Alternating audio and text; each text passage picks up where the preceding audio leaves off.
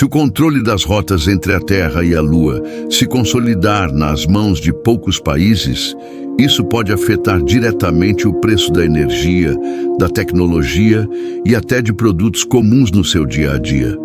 Parece distante, mas não é. O espaço está deixando de ser exploração científica e virando infraestrutura econômica. E quem dominar essas rotas pode controlar cadeias inteiras de valor aqui na Terra. Hoje, com programas como o NASA Artemis e o avanço acelerado da SpaceX, estamos vendo uma corrida silenciosa por posições estratégicas no espaço. Não se trata apenas de chegar à Lua, mas de controlar os caminhos até ela. E isso envolve um conceito pouco falado fora do meio técnico, os chamados pontos de Lagrange.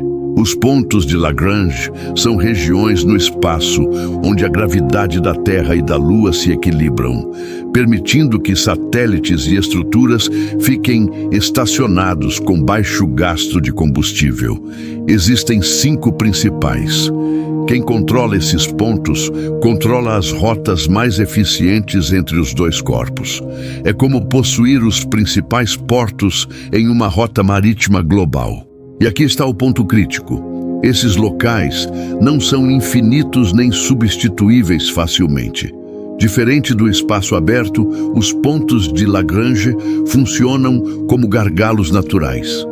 Se uma potência posiciona infraestrutura ali, ela pode monitorar, limitar ou encarecer o acesso de outros países. É uma vantagem estratégica comparável ao controle de canais marítimos. Esse controle não precisa ser militar para gerar impacto, basta dominar logística. Se empresas ou países precisarem pagar mais caro para usar essas rotas, o custo da exploração lunar sobe, e isso afeta diretamente projetos de mineração espacial, como extração de hélio 3 ou metais raros que já estão no radar econômico de grandes potências.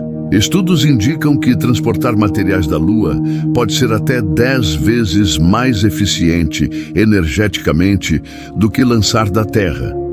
Mas isso só acontece se as rotas forem otimizadas via esses pontos estratégicos. Ou seja, quem domina essas paradas reduz drasticamente seus custos e aumenta a margem de lucro em futuras operações espaciais. E tem um detalhe importante aqui. Empresas privadas estão entrando nesse jogo. A Blue Origin, por exemplo, já fala abertamente em infraestrutura orbital. Isso significa que o controle pode não ser apenas estatal. Pode surgir um cenário onde poucas empresas controlam o pedágio do espaço, algo totalmente novo na economia global.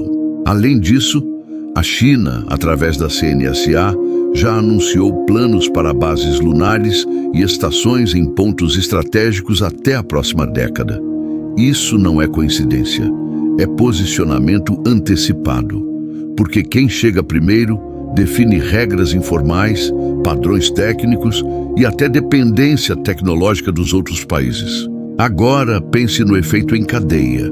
Se o custo de operar no espaço cai para alguns e sobe para outros, isso cria uma desigualdade brutal. Países com acesso privilegiado podem produzir energia, materiais e tecnologia mais baratos. E isso impacta diretamente setores como eletrônicos, baterias e até alimentos via fertilizantes. Por exemplo, o hélio 3, presente na Lua, é visto como um potencial combustível para a fusão nuclear. Se um país consegue extrair e transportar esse recurso com eficiência, ele pode reduzir drasticamente o custo de energia no longo prazo. E energia barata significa indústria mais competitiva, produtos mais baratos e maior poder econômico. Enquanto isso, países que não têm acesso a essas rotas ficam dependentes. Eles compram tecnologia mais cara, pagam mais por energia e perdem competitividade global. É o mesmo padrão que já vimos com petróleo e rotas marítimas, só que agora em uma escala muito mais avançada e com menos regulamentação. E tem mais um ponto. Satélites nesses locais podem servir como hubs de comunicação e monitoramento. Isso significa controle de dados. E no mundo atual, dados são poder econômico. Quem controla esses pontos pode ter vantagem em telecomunicações, navegação e até mercados financeiros que dependem de precisão extrema. Historicamente, quem controlou rotas estratégicas dominou o comércio. Foi assim com o Canal de Suez e com o Canal do Panamá. Esses pontos reduziram custos logísticos e redefiniram economias inteiras. Agora, estamos vendo um equivalente espacial surgindo diante dos nossos olhos. Na Guerra Fria, o espaço era sobre prestígio. Hoje, é sobre infraestrutura econômica. A diferença é que agora existe retorno financeiro direto. Não é só plantar bandeira, é construir um sistema logístico completo fora da Terra. E quem estruturar isso primeiro cria uma vantagem difícil de ser alcançada depois. Outro paralelo importante é o domínio de cabos submarinos de internet.